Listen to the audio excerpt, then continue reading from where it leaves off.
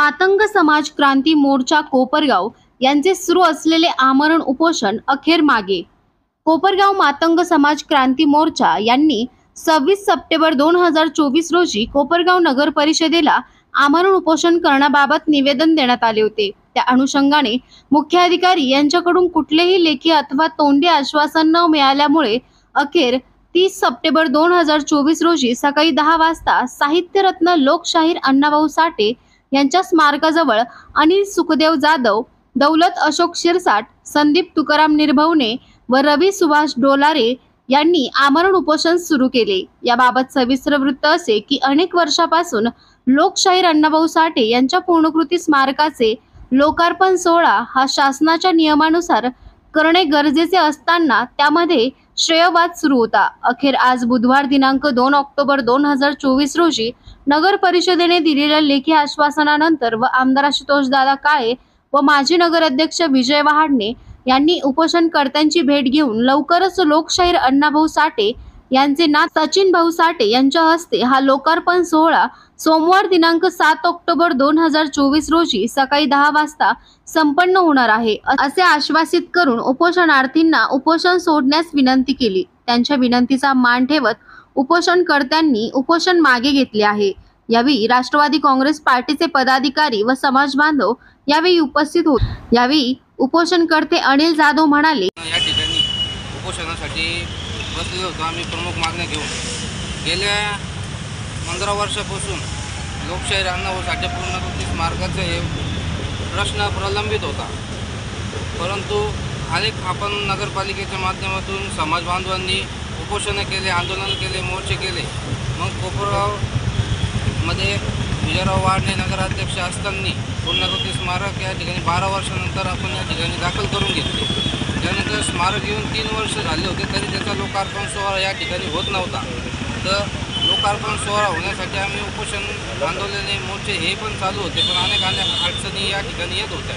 पण आज या ठिकाणी आम्ही सर्व समाज बांधवांनी एक विचार केला की सर्व गोष्टी बाजूला ठेवून राजकारण असेल किंवा समाजातले काही प्रश्न असतील किंवा काही गोष्टी असतील ते सर्व बाजूला ठेवून या ठिकाणी सर्व भागातून येऊन आम्ही उपोषणाला पोचलो व शिवसाहेबांना त्या गोष्टीची मागणी केली की कोणताही राजकीय नेता या उपोषणाच्या माध्यमातून आम्ही बोलवत नाही आहे। यासाठी आम्ही अण्णाभाऊ साठेंचे जे वंशज आहे सचिन भाऊ साठे यांच्याच हस्ते केवळ ते लोकशाहीर अण्णाभाऊ साठेंचा अनावरण लोकार्पण सोहळा झाला पाहिजे। त्यामध्ये त्या कार्यक्रमामध्ये तालुक्याचे आपण भाग्यविधाता मानतोच, ते कोल्हे परिवार असेल व काळे परिवार असेल या दोघांनाही त्या कार्यक्रमामध्ये समाविष्ट करून घेण्यात यावे व त्याचप्रमाणे तुमच्या शासकीय प्रोटोकॉलनुसार काय पालकमंत्री असतील, जिल्हाधिकारी असतील किंवा कोणी असतील त्या सर्वांनाही आमंत्रित करण्यात यावे। तर त्या पद्धतीने नगर परिषदेने तो प्रोटोकॉल पाळून दोघांना आमंत्रित केले असेल तरच हा कार्यक्रम योग्य पद्धतीने चांगला होईल। आणि तसं काही नसेल झाले तर आम्ही या माध्यमातून आले आवाहन करतो नगर परिषदेला का त्यांनी प्रोटोकॉलनुसार सर्व शासकीय अधिकाऱ्यांना आमंत्रित करून कार्यक्रम घेण्यात यावे।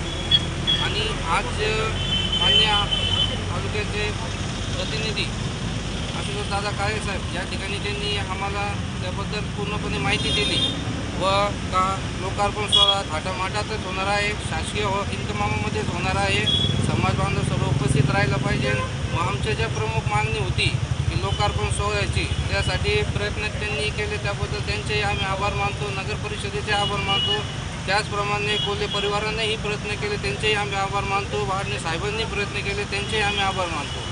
समाज बांधव आम्ही सर्व त्यांचे ऋणी आहोत तर ज्यांनी जो प्रलंबित असलेला 15 वर्षाचा प्रश्न हा त्यांनी मार्ग लावला आणि आज समाजाला कुठेतरी एक आनंदाचं वातावरण समाजामध्ये निर्माण झालेलं आहे। त्यासाठी आम्ही सर्वांचे आभार मानतो। आणि इथून पुढे काळामध्ये जे समाजावर काही ज्या गोष्टी आहे म्हणजे आता खुल्या नाट्यगृहाचा हा दुसरा आमचा प्रमुखच आहे आणि तो आमचा नसून पूर्ण तालुक्याचा प्रश्न आहे। तर यामध्ये पूर्ण म्हणजे सांस्कृतिक कार्यक्रम इतक्या थाटामाटात कोपरगाव शहरामध्ये होत होते, परंतु गेल्या 11 वर्षापासून ते भग्न अवस्थेमध्ये ते नाट्यगृह पडलेलं आहे। त्याचं भूमिपूजनही झालं होतं त्यामध्ये आता कोणी तर या ठिकाणी उपस्थित आहे यांच्या उपस्थितीमध्ये ते भूमिपूजनही झालं होतं, पण मग त्याचं 98-96 लाखाचं काहीतरी टेंडरही निघालं होतं त्याचं दुरुस्तीसाठी। दुरुस्तीचं कामही सुरू करण्यात आलं होतं, फरच्याही काढण्यात आल्या होत्या. पण नंतर परत काहीतरी स्ट्रक्चर ऑडिटचं त्यामध्ये कारण घालून स्ट्रक्चर ऑडिट केलं होतं. त्याच्यामध्ये असं आलं की नूतनीकरणच केलेलं योग्य राहील, ते काम काही योग्य पद्धतीने टिकणार नाही. तर त्याच्यासाठी स्ट्रक्चर ऑडिट केलं. मग त्याच्यानंतर निधीचा कमतरता भासू राहिली त्याच्यामध्ये. आता तालुक्याच्या आमदारांनी भरपूर तालुक्यासाठी निधी पण आणलेला आहे आणि त्याच्यासाठी त्यांनी नाट्यगृहासाठी निधी जो काही लागत असेल, जे काही इस्टिमेट असेल त्याचं 3 कोटीचा असेल, 2 कोटीचा, त्यांनी ते उपलब्ध करून द्यावे. आणि आज रोजी मला वाटतं काहीतरी फक्त 1 कोटीचा निधी त्या ठिकाणी उपलब्ध आहे त्या नाट्यगृहासाठी. तर त्याची पूर्तता लवकरात लवकर झाली तर योग्य राहील. नाही तर पुढील काळामध्ये आम्ही त्याच्यासाठी पण उपोषणाचा इशारा ह्याच माध्यमातून देतो. तर जर ते लवकरात लवकर जर नाट्यगृहाचं काम नाही झालं तर आम्ही ते उपोषण पूर्ण आम्ही हे पुढं ठेवण्यात देऊ.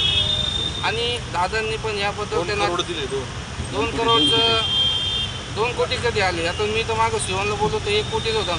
तुम्ही पण होते त्यावेळेस चर्चेमध्ये.